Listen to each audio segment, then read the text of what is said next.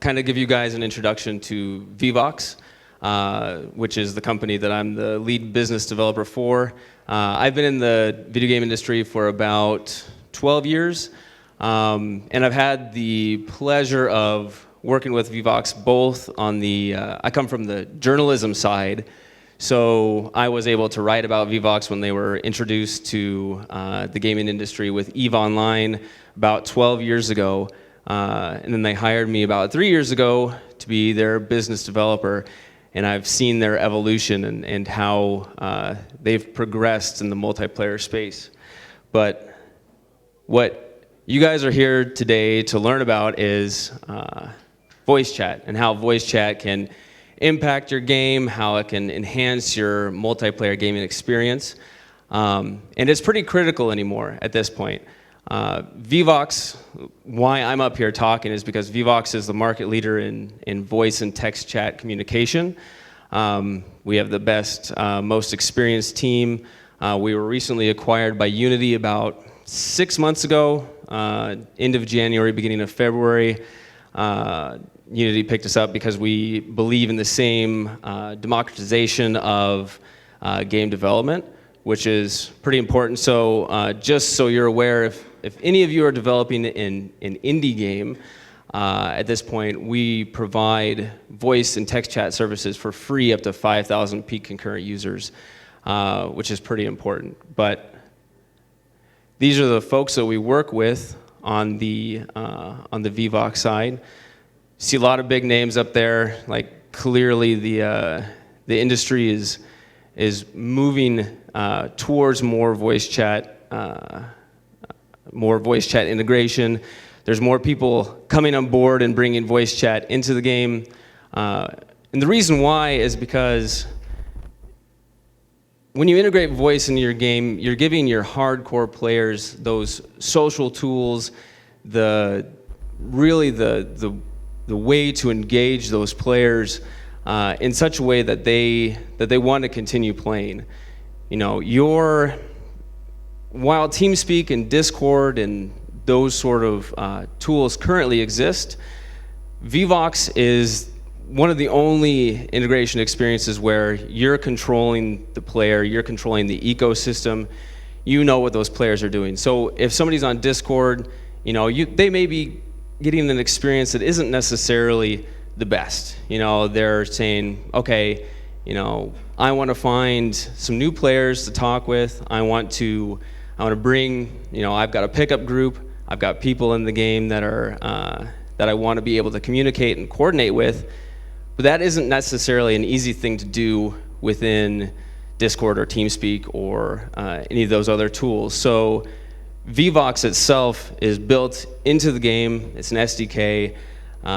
It provides those players an experience within the ecosystem itself that is built into your game. So I don't know if any of you have played Fortnite or PUBG, but if you go into a group, you're automatically tossed into a voice chat channel with those other players. So it's a very seamless sort of experience within the ecosystem. This, you know, people want to communicate in these games, and so, you know, they want to be able to talk with other players and get the retention and player engagement that's important to what they're doing. So as you can see here, we've run a couple different studies within the Vivox group itself, and you can see that the players that are playing and using voice chat are about 5 times more likely to still be playing that particular game in week 5 compared to those new players that started and didn't have that voice chat experience. So that's a pretty heavy metric. So just for a little bit of information about Vivox itself, we're integrated, although we're a part of the Unity group, we're engine agnostic. So if you're an Unreal game or Unity game or a custom engine, it doesn't matter. We support all those different tools. We have a global footprint. So Matthew at Multiplay was talking about the different experiences when you have your servers in different regions. We found that it's pretty critical to support every different region to make sure the latency within the voice chat service is good and high quality. So it's great. So let's move on to some of the integrations that we've seen within Vivox itself, specifically talking about PUBG.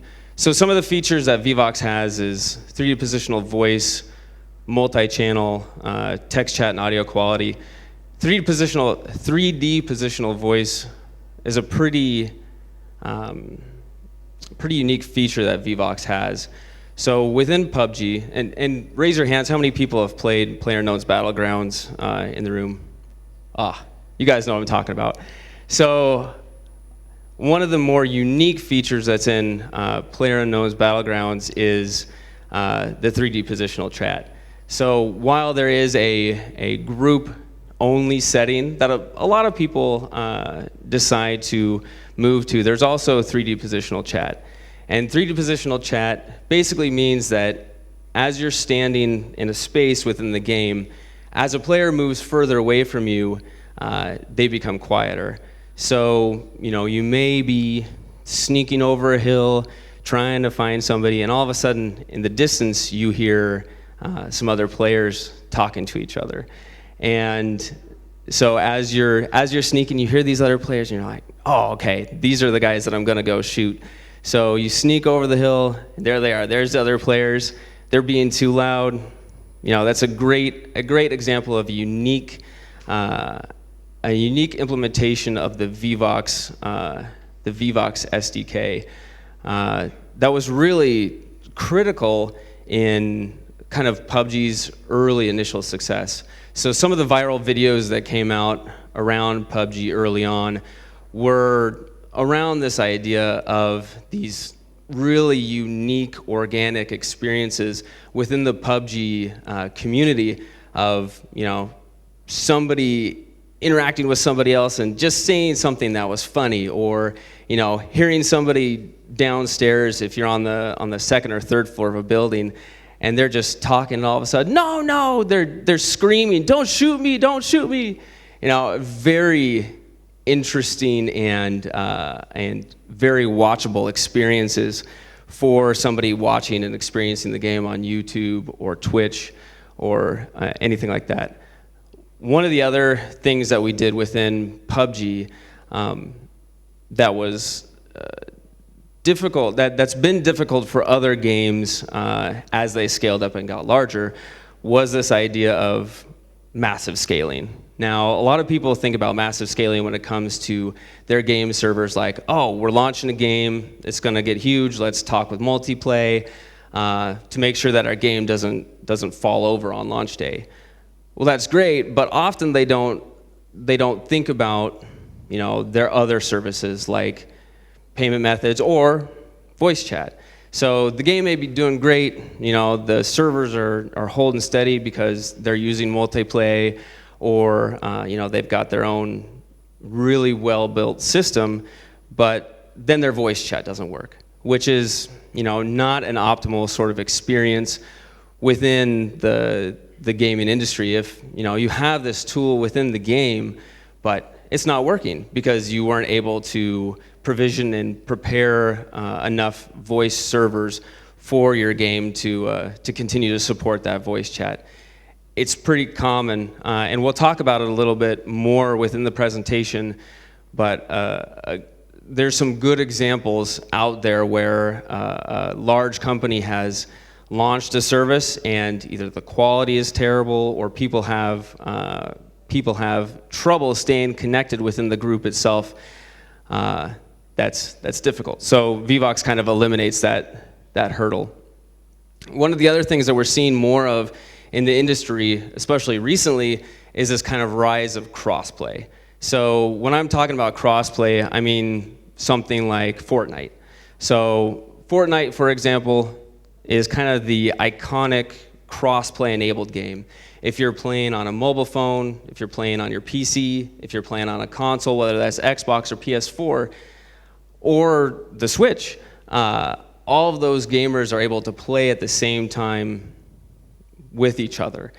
There's no barriers in terms of who can play with who. If you're friends with somebody on the PC who's friends with somebody on the Xbox and you're playing on the phone, all of you can play together. Now, again, that's a great experience, but if you don't have your voice chat and your social tools able to do the same thing, it's really difficult for those players to have a good experience playing with each other because, again, these are friends, they can't communicate. And if you're on a PC and using Skype to talk to each other, the Switch doesn't have Skype support, so you're not going to be able to talk with this person. With a service like Vivox that is cross-play enabled, that allows you to continue to communicate with your friends even when all of you are playing on a different platform. So, it's pretty critical to have those sort of social tools in place to make sure that your players and your users can continue to communicate with each other. And this goes back to the retention and the engagement aspect. You want your players to be able to continue to communicate, continue to chat, whether they're playing in the game, whether it's a pickup group, whether it's your friends, any of those options, you want those to continue to be really at the forefront of what you're doing. All of these multiplayer games are social games at their core, and if you don't enable all the social options that are there, you're kind of shooting yourselves in the foot. So some of the other things that come up on some of the other non-Vivox sort of systems are, games using peer-to-peer network connections to enable that communication. So those are NAT issues. Quality, again, is a thing with your codecs, optimization, your audio pipeline. You want these, as a multiplayer game developer, you want these things to be right on point and continue to service your game rather than you worrying about, is my voice chat going to be a high quality experience for my users? You don't want that to necessarily be the case. So for us, we use the same APIs. The SDKs are generally the same across the board. They're a little bit different for each platform, but once you do one integration with Vivox, you've essentially got it down, and you can implement it to the rest of the platforms. Again, we're the only third-party voice chat provider on Switch, which the Switch is a pretty popular console these days, and you want to make sure that you support that along with the other two consoles. So let's talk about Rainbow Six Siege a little bit. So Rainbow Six Siege launched, and Ubisoft had created a sort of in-house voice chat system. It was a voice chat system that was created using peer-to-peer technology, and it just was not a super high-quality experience for the users.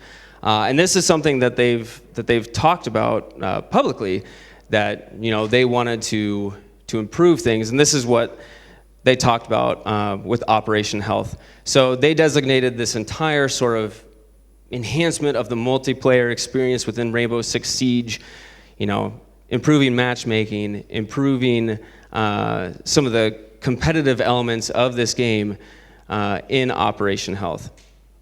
So what they did was they decided to switch out their existing peer-to-peer voice chat system to use Vivox across all of their consoles that they support. So PC, Xbox, PS4, all of those consoles switched out their peer-to-peer system and plugged us in. And one of the great moments in that was one of their lead developers got it running. It didn't take him very long. We try to hit our integration times to be under 24 hours to be able to get just the voice service working. Clearly, there's UI elements that need to get developed and other features that need to be supported when using voice. But just to get that sort of initial communication aspect done, they got it integrated under 24 hours and said, it just works. I don't have to do anything weird. I don't have to do anything crazy. It just works.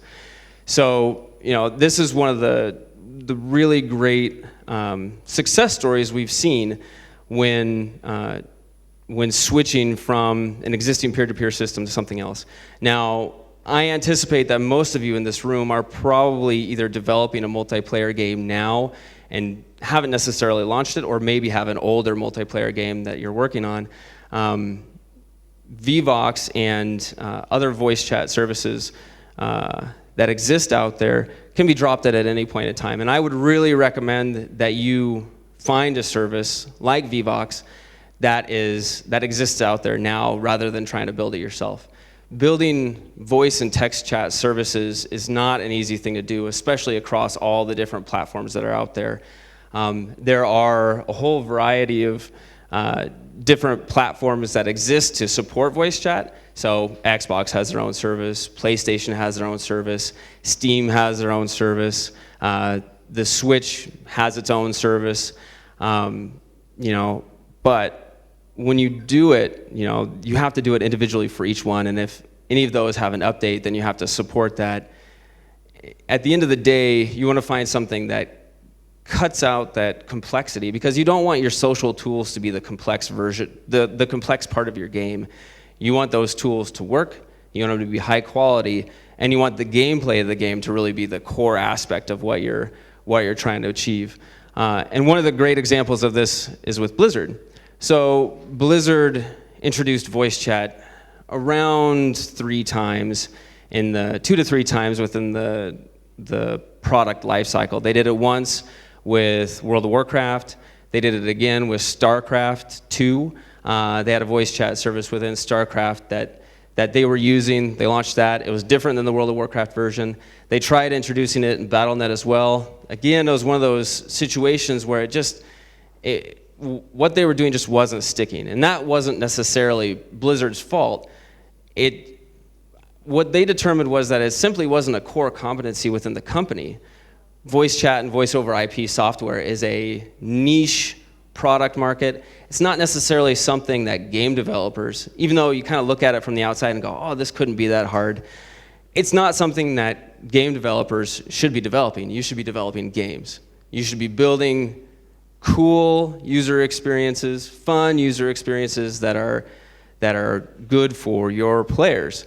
And so what happened with Blizzard is, when they were going to launch Overwatch, they looked at the market, and they looked at what was available and said, all right, we've known Vivox has been around for a long time, we're going to give them a shot. And so we launched with Overwatch on their PC, Xbox, and PS4 versions, and it went off like clockwork. We ran through all and Blizzard's a high quality company. They really, really strive to have the highest level of quality when they do launch products. So we went through many sessions of quality control, making sure everything is up to their specifications, and essentially they put us in, and it worked. So now we're live in Battle.net, we're live in World of Warcraft. Call of Duty Black Ops is using us on the PC side, and they've found that it was a much more pleasant experience for them